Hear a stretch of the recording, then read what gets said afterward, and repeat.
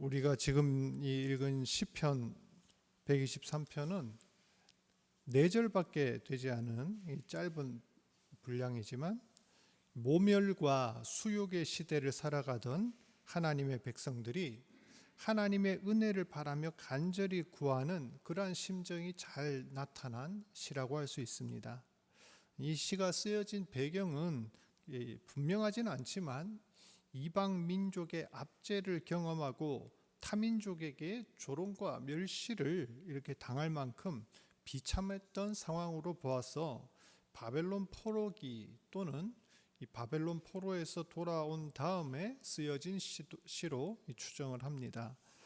오늘 시편을 통해 고통과 시험 중에서 있는 성도가 어떠한 자세를 가져야 하는지, 또 하나님을 바라고 은혜를 기다리는 자들에게 어떤 유익이 있는지를 묵상했으면 합니다.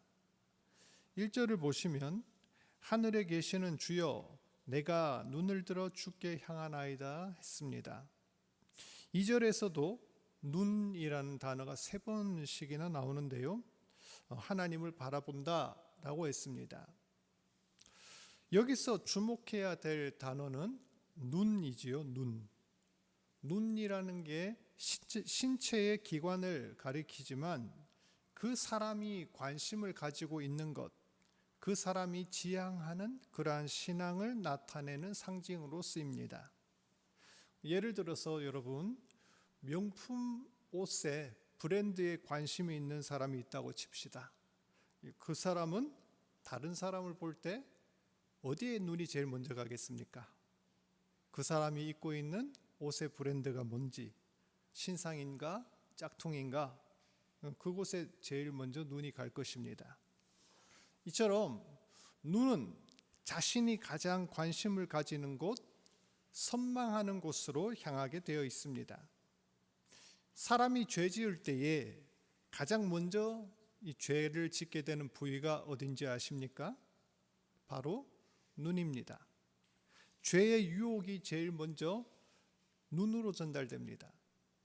하와가 뱀의 유혹을 받을 때에 선악과를 보니 먹음직하고 보암직하고 지혜롭게 할 만큼 탐스럽기도 하였다라고 했습니다.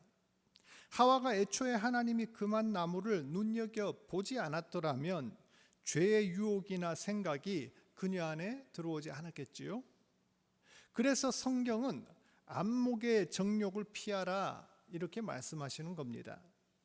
우리의 눈이 무엇을 보고 있는지 유의하라는 것이지요. 세상을 살면서 하나님의 자녀, 하늘나라의 순례자의 정체성을 유지하기 위해서는 내 시선을 어디에 맞추고 사느냐, 이것이 참 중요한 것입니다. 우리가 거룩한 본분을 잃지 않기 위해서는 영적인 눈을, 하늘을 바라보며 하나님께서 가르쳐 주신 길로 행하여야 합니다. 계속 보시면 이 2절에서 당시 사람들한테는 매우 익숙한 2가지의 비유가 나옵니다. 그것은 종이 상전에 손을 주시하듯이 자신의 시선을 하나님의 손에 고정하겠다라는 것입니다. 또 여종이 여주인의 손을 바람같이 시선을 맞추겠다 하는 것입니다. 고대의 종, 이 노예는요, 늘 어디에 시선을 맞추어야 될까요? 주인의 손을 보고 있어야 됩니다. 왜 그러냐? 당시 주인은 노예에게 손짓으로 부르거나 명령을 하는 경우가 많았기 때문입니다. 그런데 그 손을 바라보지 않고 있다가 그 손의 사인을 놓쳐버리면 큰 봉변을 당합니다. 매질을 당할 수도 있고요, 심한 경우는 목숨까지 잃을 수 있습니다. 반대로 주인의 손짓 하나로 생명을 건질 수도 있습니다. 우리는 성경의 내용 가운데 이 왕비 에스더가 자기 백성 이스라엘을 살리기 위해서 죽으면 죽으리라 하는 마음으로 아하수에로 왕 앞에 나갔을 때 왕의 손짓 하나가 왕이 들고 있는 금오를 내미는 그 동작 하나로 생명을 건진 사실을 잘 알고 있습니다. 그리고 이 작은 손짓이 에스더 개인뿐만 아니라 온 이스라엘 민족을 살리는 손짓이 되었습니다. 2절에 표현한 시인의 마음 역시 이와 같습니다. 하나님의 손짓 한 번이면 나와 내 민족이 살 수도 있고 죽을 수도 있습니다. 내 구원과 생명이 전적으로 하나님께 달려 있음을 누구보다 잘 알기 때문에 온 마음을 다해 신경을 써서 자기 눈을 하나님께 맞추겠노라, 이렇게 이야기하는 것입니다. 사랑하는 성도 여러분, 우리의 눈은 어딜 향하고 있습니까? 내 소망과 목표는 어디에 있습니까? 골로새서 3장 1절에 위의 것을 찾으라, 바울 사도가 권면합니다. 우리는 하나님을 바라보며 그분의 도우심과 은혜를 사모해야 합니다. 성도란 땅에 발을 붙이고 살면서도 언제나 시선만큼은 하늘에 맞추어 살아가는 사람들입니다. 아래만 쳐다보고 이 땅의 문제에만 매몰된 그러한 신앙, 안목의 정욕을 쫓아 사는 사람들은 결코 하나님의 뜻을 발견할 수 없으며 하나님을 기쁘시게 할 수도 없습니다. 하늘을 바라보며 하나님께 시선을 맞추고 살아가는 그러한 성도 되시길 바랍니다.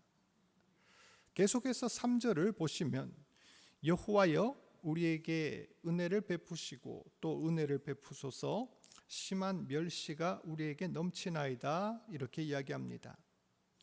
여기서 은혜를 베풀어 달라라는 표현이 2번이나 나오는데 그 앞에 2절 말미에도 우리에게 은혜 베풀어 주시기를 기다리나이다 했으니 무려 3번씩이나 은혜라는 말을 사용했습니다. 이러한 표현은 히브리식 표현으로 매우 강한 강조나 완벽함을 나타낼 때 쓰는 말입니다. 그만큼 하나님의 은혜가 간절하고 절실하다라는 것이지요. 신앙생활이란 어찌 보면 철저히 은혜를 기다리는 과정입니다. 내 힘과 능력, 의지로 할 수 없다는 것을 인정하고 나를 포기할 때 십자가의 자리로 나아가는 그 순간에 하나님의 은혜의 역사가 시작됩니다. 이스라엘 역사는 하나님 은혜의 역사입니다. 다른 말로 하나님의 구원을 기다리는 역사입니다. 그들은 이집트 노예 생활을 견디면서 아브라함에게 약속한 그 은혜를 기다렸습니다. 광야 40년 동안 그 험한 일정들을 기다리면서 가나안에 들어가기까지 하늘에서 내리는 만나를 기다렸습니다. 바벨론 포로로 끌려가서 하염없이 70년을 기다렸고 돌아와서는 성전 재건을 기다렸습니다. 뿐만 아니라 오랫동안 선지자들을 통해 예언된 메시아를 기다리며 긴 세월을 보내었습니다. 그런데 이러한 기다림 속에서 어떤 이들은 믿음을 저버리고 하나님의 약속은 가짜로 의심했으며 어떤 이들은 하나님께서 우리를 버리셨다 불평하였습니다. 하지만 하나님께서는 이러한 의심이나 불평과 관계없이 자기 백성에게 은혜를 베푸셨습니다.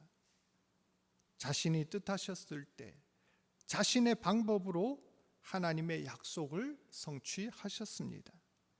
끝까지 약속을 믿고 은혜를 구하는 자만이 이러한 신실하신 하나님을 체험하며 영광스러운 그 약속의 성취를 경험하게 됩니다. 그러므로 성도 여러분, 하나님의 은혜를 기다리되 끝까지 기다리며 약속을 붙잡는 그러한 주의 백성 되시길 축복합니다. 낙심하지 말고 하나님의 은혜를 경험하는 그러한 주의 성도 되시길 축복합니다. 끝으로 4절을 보시면 안일한 자의 조소와 교만한 자의 멸시가 우리 영혼에 넘치나이다 하였습니다. 여기서 말하는 안일한 자는 긍정적인 표현이 아닙니다. 여기서 안일한 자라는 것은 부주의하고 신앙심이 없는 자, 하나님의 경고에 대하여 아무런 경각심 없이 살아가는 자를 의미합니다.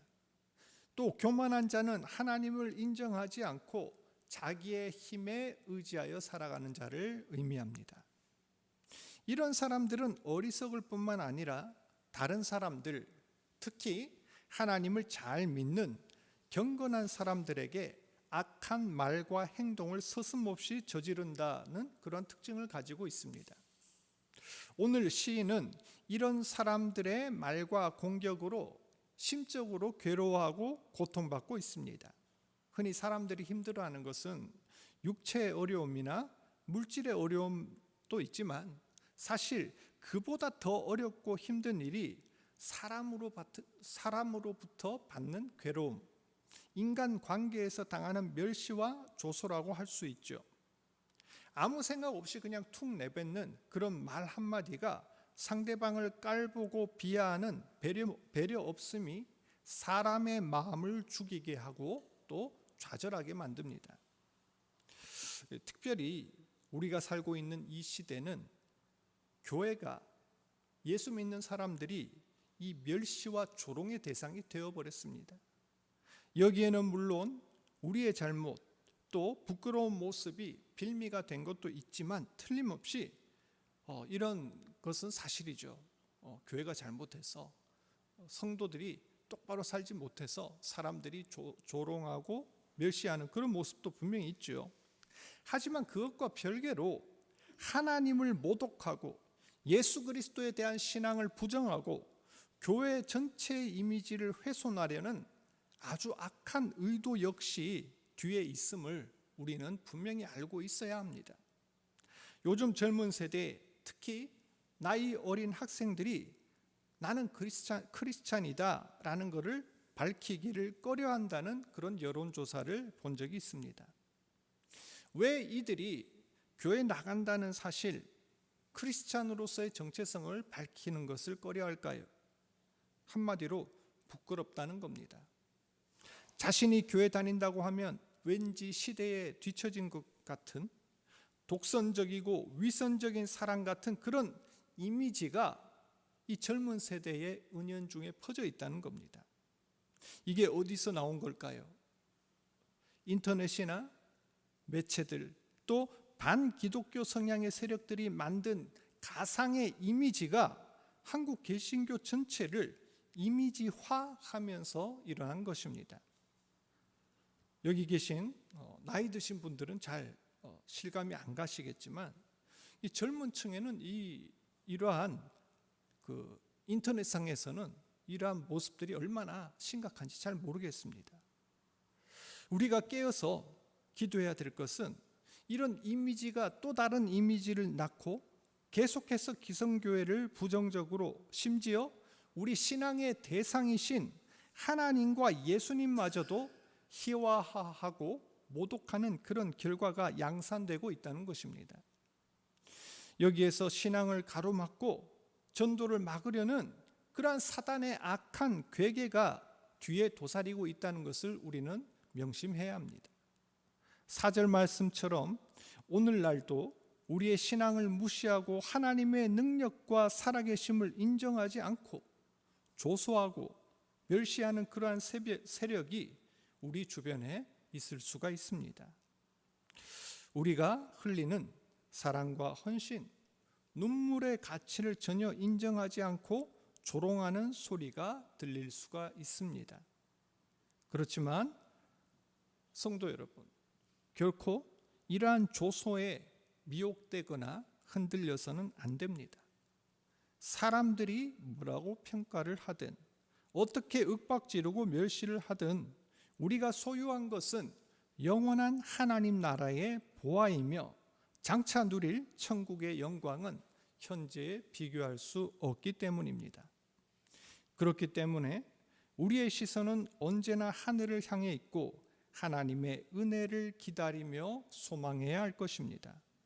결국 이 모든 인내와 수고는 하나님 앞에 서는 날 우리가 보상받을 것이며 마지막 때에 결코 우리의 선택이 헛되거나 어리석은 것이 아님을 확신하게 될 줄 믿으며 모든 우리 성도님들 믿음 가운데 승리하시길 축복합니다.